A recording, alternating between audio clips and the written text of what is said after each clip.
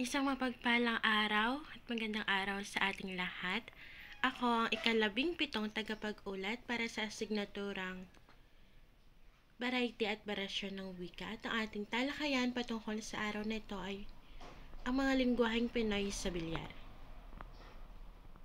Kapag sinabing bilyar o bilyaran, madalas na naiisip natin yung salitang tambay.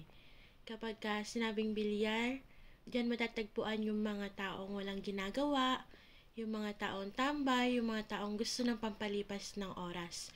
At kapag sinabing ang bilyar, ayun, matatagpuan sila sa mga kanto-kanto or sa mga skinny-skinita. Ngunit, tandaan natin na pag sinabing bilyar, hindi lamang yan panglarong kanto or hindi lamang yan panglaro sa tambayan or pampalipas oras kasi pang-international din siya. Kung noon, madalas kasi pag sinabing bilyar, pustahan or sugal. Ngunit hindi. Ngunit sa paglipas ng taon, kabilang na rin ang bilyar sa mga larong pang-international. Sa talakayan na to, matatalakay natin ang mga gamit pambilyar o kung ano ba yung mga katawagan sa gamit. Ano man yung katawagan sa mga gamit na pambilyar.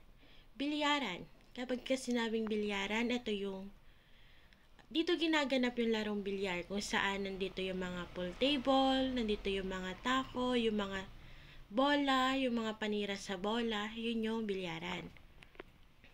Kapag sinabi naman bola, syempre ito yung hugis bilog na mayroong iba't ibang kulay. And dun sa mga iba't ibang kulay na yon, meron din siyang iba't ibang numbers. So, 1, 2, 9. At saka meron din itong kulay white, which is yun yung pato or yung white cue. Next naman is corner pocket. Ito yung 4 na butas sa magkabilang dulo. So, sa bilyaran is, di ba, meron siyang 6 na butas. So, corner pocket, ibig sabihin, ito lamang yung 4 na butas sa magkabilang dulo nung bilyar. So, dito hinuhulog yung mga target ball or yung mga bola na mayroong iba't ibang kulay at may iba't ibang numero. At kapag sinabi namang cushion, ito yung malambot na bahagi ng mesa. Gusto ko mapapansin nyo sa bawat gilid or sa bawat side. So, yun yung cushion. Sa yung 4 na paligid ng table, yun yung tinatawag na cushion. So, malambot yun. Kung saan nagbabalanda yung bola na tinatamaan. Next naman is yung extension. So, pag sinabing extension, ibig sabihin, pampahaba. So, ito yung ginagamit sa dulo ng tako para lalong humaba yung panira sa bola or yung tako. Next naman is yung foot spot. Ito yung mark. Yung markang X kung saan pinipwesto yung mga dulo ng rocks para maipwesto ng tama yung mga bola. Susunod is pato or white or cue ball. So, ito yung tinitira. Ito yung bola na tinitira para tirahin yung ibang bola. So, ibig sabihin nga pamato or cue ball. Ito yung kulay white na tinitira sa ulo. Ito yung white na tinitira. So, kailangan pag naglalaro tayo nito or naglalaro ng bilyar, dapat pinaka-rule is hindi ma-shoot itong white or cue ball. Kasi kapag na-shoot is hindi pwede. Next is pocket. So, yun nga, pag sinabing pocket, ito yung mga butas na kung saan dito isushoot dapat or dito malalaglag or mahuhulog yung mga bola. Pocket billiard table o pool table. So, ito yung tawag doon sa mesa na pinaglalaroan na mayroong 6 na butas. So, pocket billiard table o pool table, ito yung pinaglalaroang mesa. Next is pulbos. So, pag sinabi naman pulbos, so madalas na ginagamit dito is polvo. So, sa mga nakikita ko naglalaro, polvo yung ginagamit nila. So, ginagamit nila to para, di ba, pampaganda ng tira, kumbaga, or kapag namamawis yung kamay, pwede nilang gamitin ito. Next is object or the target ball. So, ito nga yung mga bola na mayroong iba't ibang kulay at mayroong iba't ibang numero. So, kailangan from the word target ball. So, kailangan itong ma-shoot sa mga butas para manalo. Next naman is rack. So, pag sinabing rack, ito yung triangle na kung saan ito yung ginagamit para maayos yung mga bola. So, yung pa-triangle shape. So, tawag doon is rack. Next is side pocket. So, kung kanina meron tayong corner pocket, na pag sinabing corner pocket, ito yung mga butas sa apat na sulok. So, yung side pocket naman, ito yung ito yung butas sa gitna na magkaharap. Next is taco, syempre.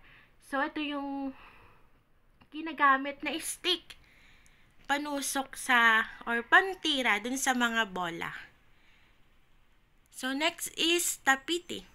Ito naman yung kulay green na sapin ng mesa ng bilyaran. So, kung papansin nyo, ito yung kulay green na pinaglalagyan or pinagpapatungan ng mga bola. Next is tiririt. Siguro familiar kayo dito, so hindi nyo lang alam na ito yung pinagpapatungan ng taco pagka titirahin na yung bola or yung white ball or yung cue ball. Dito pinapatong yung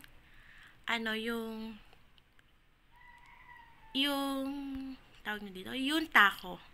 Next is tisa. So, familiar naman siguro tayo dito. Ito yung ginagamit ng mga player ng billiards sa pinakadulo ng taco. Madalas is chalk ito, yung pinangkikis-kis nila bago sila tumira. Sa pinakadulo ng taco. Ito naman yung mga ibang katawagan sa mga kilos-galaw sa bilyar. So, pag sinabing alanganin yung tira, ganyan, mahirap, ibig sabihin is mahirap tirahin yung bola. So, pag sinabi naman backhand style, ito yung estilo ng manlalaro na kung saan pag tumitira siya is patalikod yung posisyon ng kamay sa tako. Bad shot. Bad shot. Yan yung mga sinasabi ng mga manlalaro. Ibig sabihin na mali yung tira nila or mali yung tinamaang bola. Kasi minsan, di ba, sa larong bilyaran, dapat maingat ka sa mga tinatamaan mong bola. Diba? Lalo na kapag yung white ball mo or yung cue ball mo is na-shoot sa mga side pockets or sa mga corner pocket. So, bad shot talaga. Na maling tira ka talaga. At pag sinabi namang bounce, ito yung pagtama or pagbalandra nung bola dun sa cushion or dun sa gilid ng mesa. So, breaking, ito yung unang tira sa laro. At breaking yung tawag din sa pinakaunang tira ng laro. And kapag sinabi namang good shot, syempre tama yung pagkakatama mo sa bola or tama yung tinamaan mong bola. At kapag sinabi namang kapos or kulang, ganyan, kulang yung lakas, kulang yung puwersa na ginamit para tamaan yung bolang inaasinta. Pag sinabi namang mintis, next is mintis. So, kapag sinabi namang, ay, namintisan, or ibig sabihin nyo, almost matatamaan mo na sana yung bolang, ngunit lumihis, ganyan. So, pag sinabing mintis, ito yung matatamaan mo na, ngunit, nandun na sana, pero hindi mo natamaan. Next naman is pasok. So, ibig sabihin, yung target ball mo is pumasok sa mga pocket ng mesa.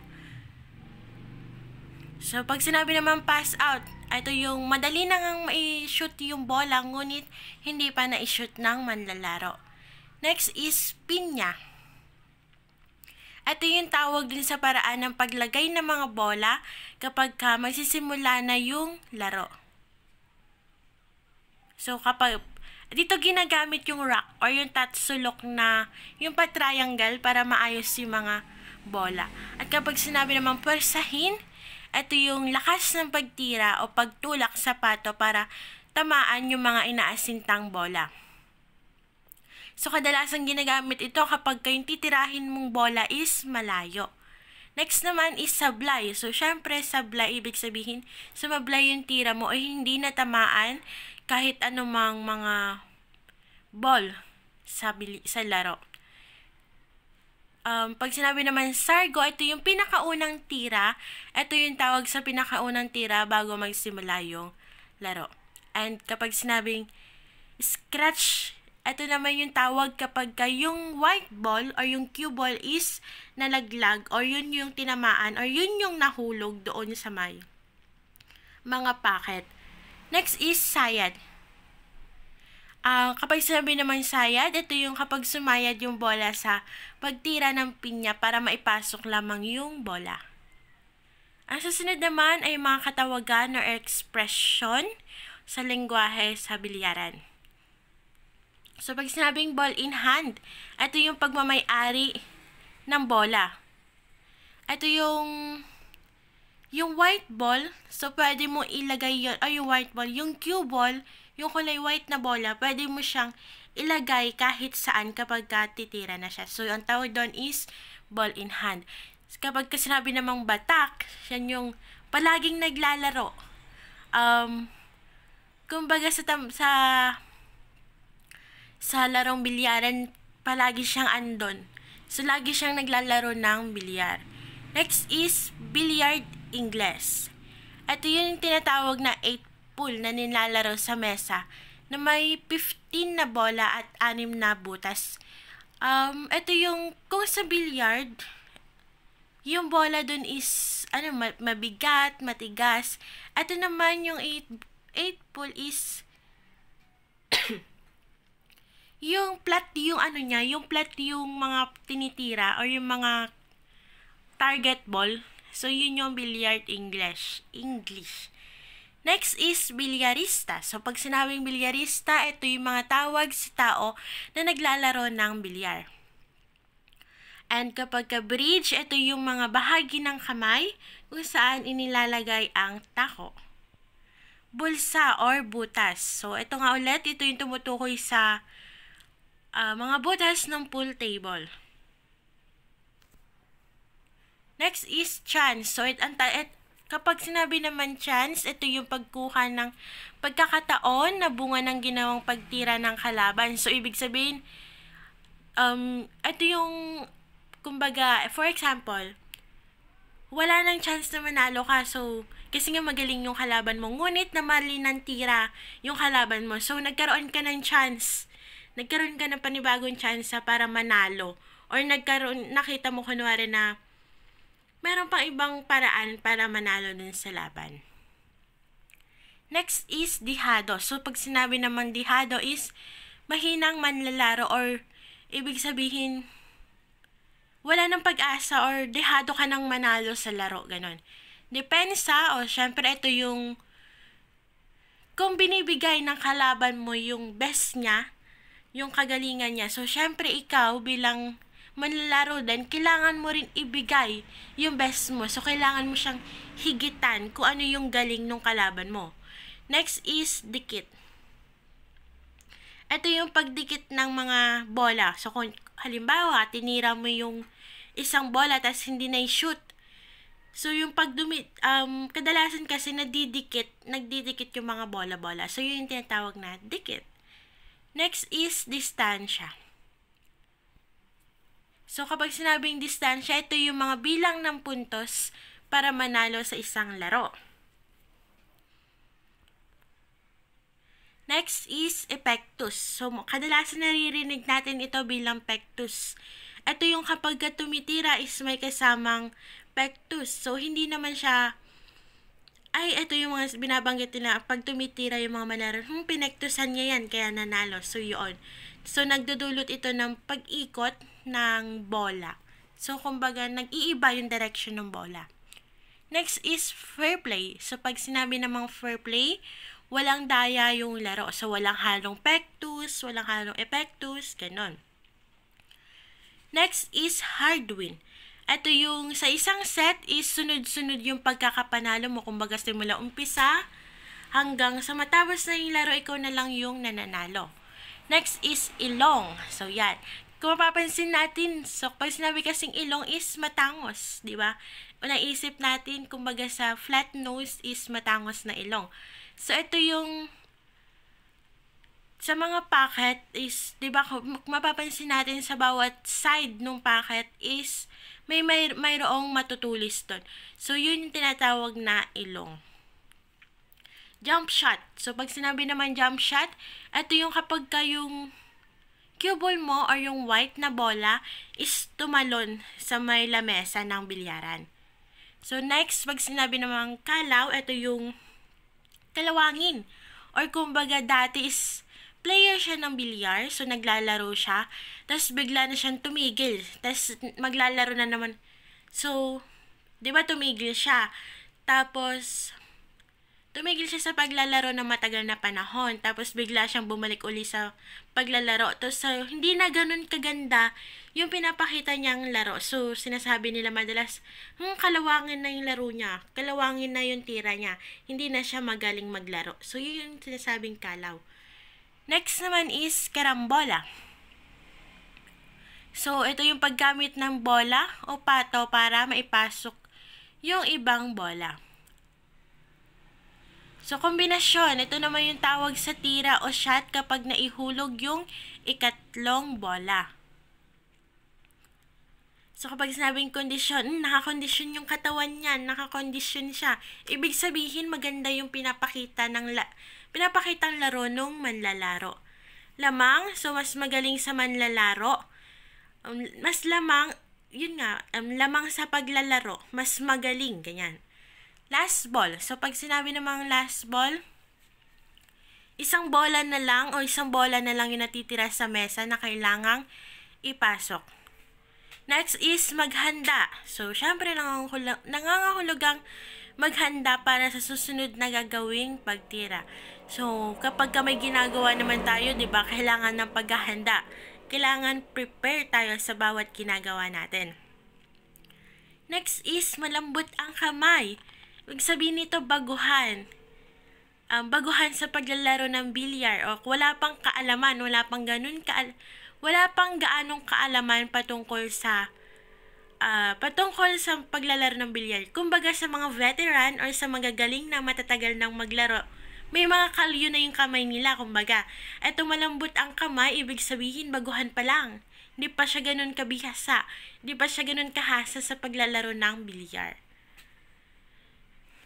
Next is money. So, kapag sabi nga is nasa kanto yung mga laro ng ganito, diba? Larong pustahan, larong sugal. So, syempre, money, pag sinabing money, ito yung pusta. Ito yung mga pusta na pinupusta ng mga manlalaro sa larong bilyar. Next is 9 ball. So, ito raw yung pinakagustong laro ng mga sugarol or mga may hilig magsugal kasi nga mabilis yung pera dito. Mabilis yung larong ito. So, sa umpisa, nakaayos yung mga bola sa diamond position.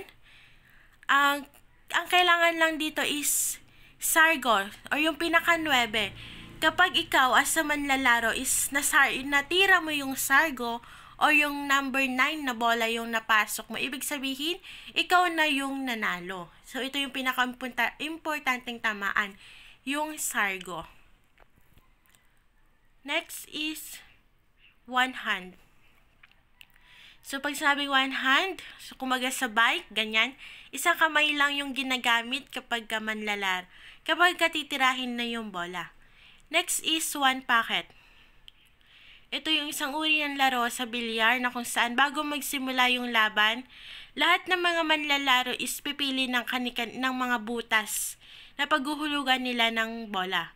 So, kung sino yung pinakaunang makawalo ng bola, siya yung magiging panalo. Next is packet lag. Ito yung tumutukoy sa tatlong bola na magkakalapit or magkakadikit. Next is petting. Ito yung paglalaro ng malumanay para panatilihin yung mga bola sa butas o bulsa. So, madalas kasi, di ba, may mga tira na malalakas. So, kapag sinabing petting, is malumanay lamang yung tira para hindi magiwa-hiwalay yung mga bola. Next is placing. So, nang ibig sabihin nito is safety or defensive shot. So, ito yung maganda yung pagkakapwesto nung kulay white na bola or nung cue ball. Next is tirador. So, pag sinabing tirador, kumbaga sa handaan, tirador ng Shanghai yan. So, dito naman sa bilyaran, tirador ng Sargo, di ba? Tirador siya ng number 9. So, sa lahat-lahat ng bola is yung number 9 lang yung titirahin niya, tapos masushoot. So, yun. Ibig sabihin, tirador siya. Tirador siya nung Sargo.